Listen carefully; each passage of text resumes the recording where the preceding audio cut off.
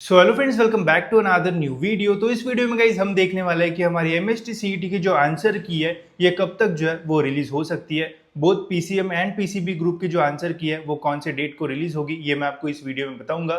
साथ ही में guys last year answer की रिलीज होने में कितना टाइम लगा था एंड इस साल कितना टाइम लगेगा ये मैं आपको डिटेल में पूरा एनालिसिस करके जो है वो बताऊंगा। इसके अलावा हमारी जो आंसर की है वो किस टाइप से दिखती है, साथ ही में वहाँ पे हमें ऑब्जेक्शन रेज करने का भी जो ऑप्शन है वो मिलता है जिसके थ्रू हमें जो बोनस मार्क्स है वो मिलता है। तो वो पूरी प्रोसेस कैसी होती है तो उसके बारे में मैं आपको शॉर्ट में इस वीडियो में बता दूंगा ताकि आपको एक जो आइडिया है वो मिल जाए। तो वीडियो पूरा एंड तक देखते रहिए ताकि आपको ये सारी जो इंपॉर्टेंट इन्फॉर्मेशन है वो मिल जाए। तो चलिए गाइस देखते हैं कि इस साल हमारी जो एमएसटी सीईटी की आंसर की है ये कब जो है वो रिलीज होगी। तो सबसे पहले एंड सबसे इंपॉर्टेंट एक चीज मैं आपको बता देता हूँ कि सबसे पहले पीसीबी ग्रुप की जो आंसर की है वो जो है वो रिलीज होगी एंड फिर पीसीएम ग्रुप की जो आंसर की है वो रिलीज होगी। एंड ऐसा हमें हर साल देखने को मिलता है कि पहले पीसीबी का अपडेट आता है एंड फिर पीसीएम का जो अपडेट है वो आता है। अब इन दोनों के बीच में भी कितना गैप रहेगा वो भी हम डिटेल में देखते हैं। तो सबसे पहले मैं आपको लास्ट ईयर की जो डेट्स है वो दिखाता हूँ जिससे आपको भी एक अच्छा सा आइडिया जो है वो आ जाएगा।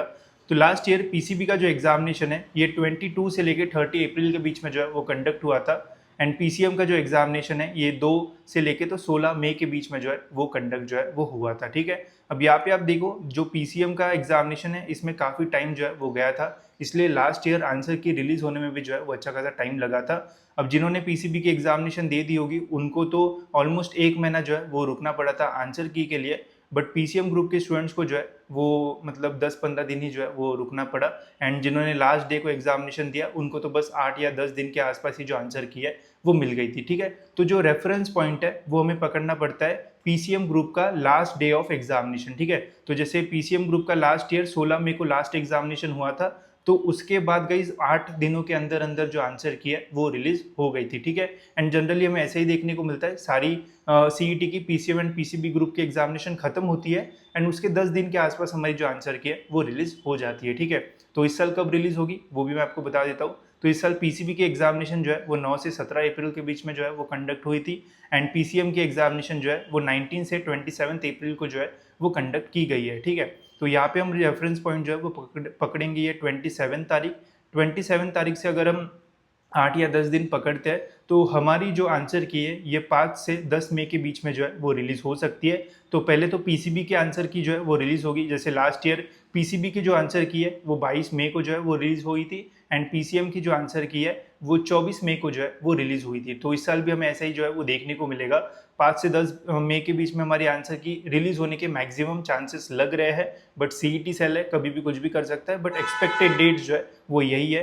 तो हो सकता है कि 7 या फिर 8 मई को हमारी पीसीबी की जो आंसर की है वो रिलीज हो एंड 10 मई के आसपास हमारी पीसीएम ग्रुप की जो आंसर की है वो रिलीज हो। दोनों आंसर की जो है वो साथ में जो है वो रिलीज नहीं होती है। ये इसलिए भी होता है क्योंकि जब हमारी आंसर की आती है तो वहाँ पे हम अपने जो ऑब्जेक्शंस वगैरह वो भी जो है वो रेस कर सकते हैं। ठीक है, अब ये ऑब्जेक्शंस वगैरह क्या होते हैं वो भी मैं आपको बता देता हूँ। तो वीडियो में आगे बढ़ने से पहले गाइस अगर आपको एमएसटी सीईटी एग्जामिनेशन का शिफ्ट वाइज आंसर की चेक करना है एंड जानना है कि किस टाइप के क्वेश्चंस जो है वो पूछे गए थे डिफरेंट डिफरेंट शिफ्ट्स में, तो आप कॉलेज दोस्त के व्हाट्सएप बॉट का जो यूज है वो कर सकते हो। उसकी लिंक आपको जो है वो डिस्क्रिप्शन में मिल जाएगी।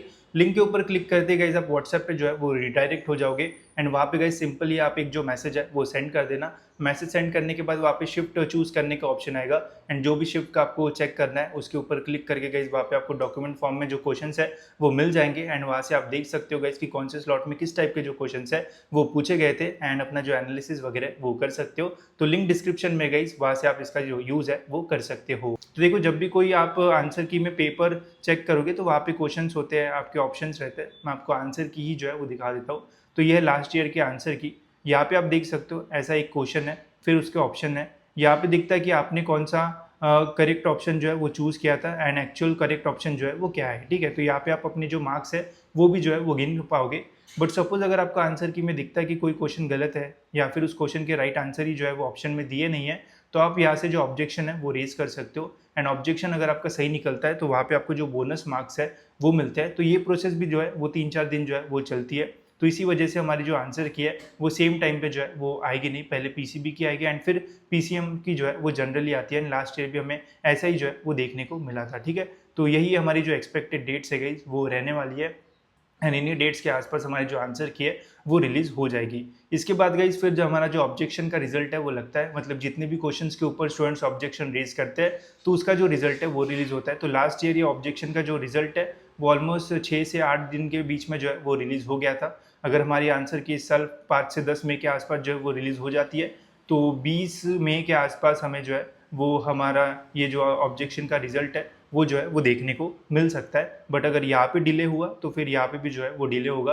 एंड जब तक ऑब्जेक्शन का रिजल्ट नहीं रिलीज होगा तब तक हमारा एक्चुअल जो स्कोर कार्ड है, जो रिजल्ट है वो रिलीज नहीं होता है, जिसमें हमें परसेंटाइल पता चलेंगे।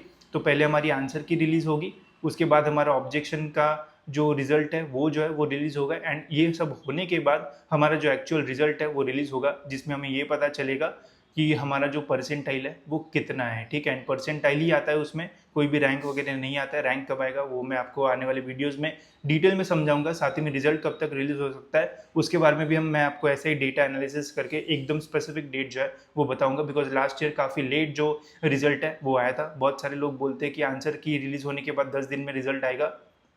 ऐसे नहीं होता है भैया, ठीक है। मतलब कॉलेज से उठ गए और वीडियो बनाया, ऐसे करोगे तो प्रॉब्लम होगा। ठीक है, आप ध्यान से देखना, लास्ट ईयर काफ़ी लेट रिजल्ट जो है वो रिलीज़ हुआ था, तो इस साल भी अच्छा खासा लेट ही होगा। एंड कब होगा वो मैं आपको जो है वो आने वाले वीडियोस में जो है वो बता दूंगा। ठीक है, फिलहाल के लिए गाइस ये डेट्स है हमारी आंसर की के लिए। एंड आंसर की जब भी रिलीज़ होगी वैसे मैं आपको अपडेट तो कर ही दूंगा। साथ ही में उसे कैसे डाउनलोड करना है, कैसे वहाँ पे एनालिसिस करके देखना है कि कौन सा क्वेश्चन राइट है कौन सा रॉन्ग है, वो भी मैं आपको जो है वो डिटेल में बता दूंगा। ठीक है, तो फिलहाल गाइस इस वीडियो में इतना ही। मिलते गाइस ऐसी और एक इन्फॉर्मेटिव वीडियो में।